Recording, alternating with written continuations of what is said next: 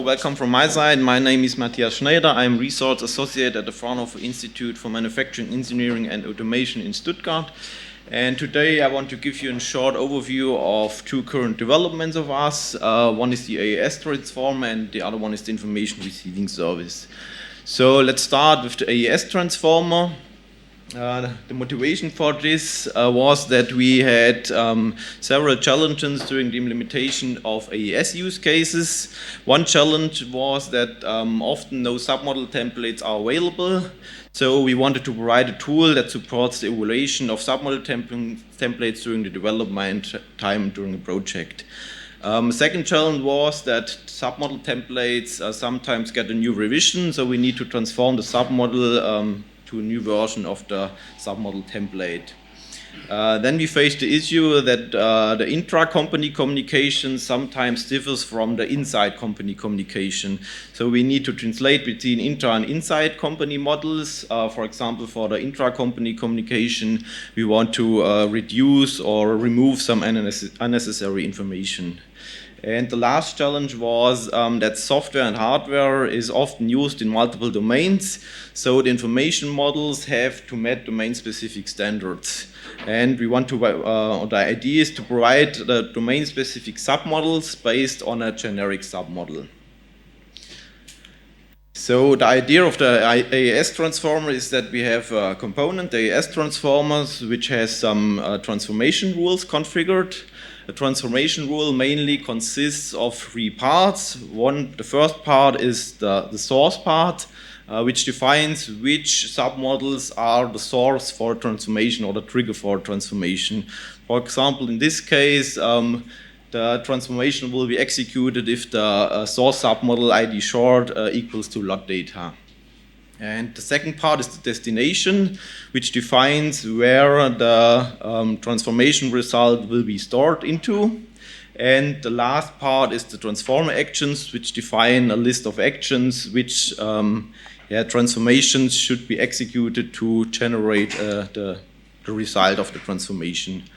Action could, for example, be a very simple action like copy one submodel element from the source submodel to the destination submodel, or more complicated actions like templated actions, create a submodel element based on a Jinja template, or create a whole submodel based on a Jinja template. And the idea is that we have our AAS services, the registries, repositories, and so on. And we have a message broker which informs the AAS transformer about changes of submodel or new submodels.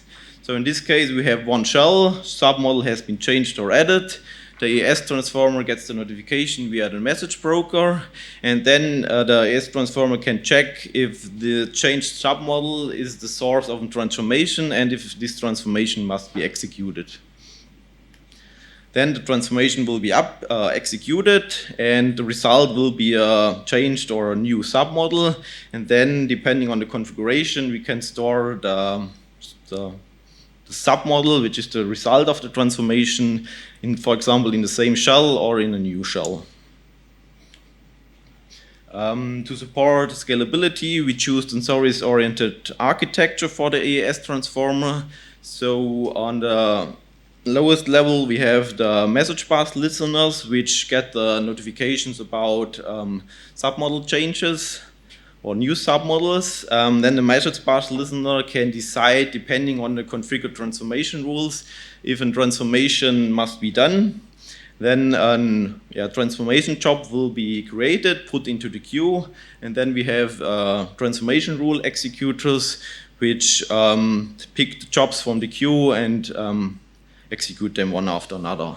So we have a decoupling of the listening and the execution via the job queue. We can have a fine-grained load measuring for the incoming message, for the job queue, and for the load of the listeners and executor services.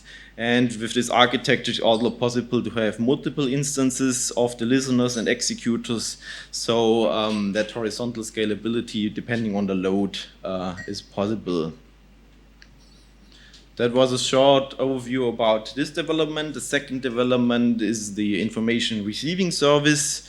We already heard sometimes Factory X. The motivation for this development is from the use case information update and change service, where we have multiple component suppliers and machine builders on the one side. On the other side, we have factory operators, and the component suppliers and machine builders want to inform about, for example, new firmware updates via the standardized product change notifications.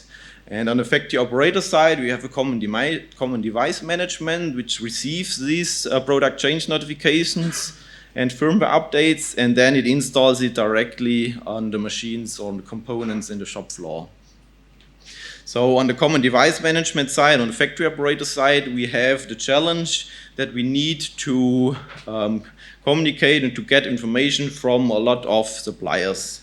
So the challenge is that we have to access multiple AAS services from different organizations, which means that each consuming application on the factory operator side needs knowledge about these AAS services, and if they have restricted access, they also need to know the credentials. As Factory X aims to provide a data space for component suppliers and factory operators, some of the AAS services could also be only accessible via the data space protocol, which implementation can be quite complex and time-consuming. So the idea is the information receiving service. In this scenario, we have two providers and one consuming organization, and in the consumer organization we have, for example, two data consuming applications. And then we have the information receiving service, IRS in short, which provides the same APIs like the AES services at the provider side. So they only need to communicate with the API of the IRS and not with all APIs of the different AES services. And then we have two different scenarios depending on the transportation or communication. We have a pure AES-based communication via HTTP. So the IRS has an AES client integrated, which then gets the information, for example, from provider 2 directly from the AES services. And in scenario 2, we have the communication via dataspace, via the dataspace protocol. In this case, we have on the consumer side a consumer connector, and then the provider side a provider connector. And the connector on the provider side is, it acts like a proxy, offering some data governance mechanisms to access the AES services of this provider. So we have in IRS a connector client which enables the communication via the consumer connector to the provider connector, and we can get the AESs from provider 1. And additionally, we created a modified data dashboard. Data dashboard is a component of the Eclipse database components to easier negotiate the contracts which are required between those two connectors.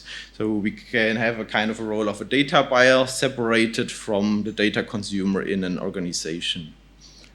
So overall, the aim is to aggregate several AES sources to consume them more easily in one organization. We have an abstraction of the transport protocol of the shells and submodels. We can query the shells and submodels on demand or access the cache created by the information receiving service. And mainly the goal is to lower the integration efforts on the consumer side if you have a lot of consuming applications in your organization and you only need to handle the credentials at one single point and not in every consuming application in your organization. So that was a short overview of those two developments. Both are open source available. One is the AES transformer is in the FabOS GitHub organization, and the information receiving service is part of the Eclipse Service Lifecycle Management project. So if you have any questions, feel free to ask now, or we can have a discussion later in the marketplace session. Thank you.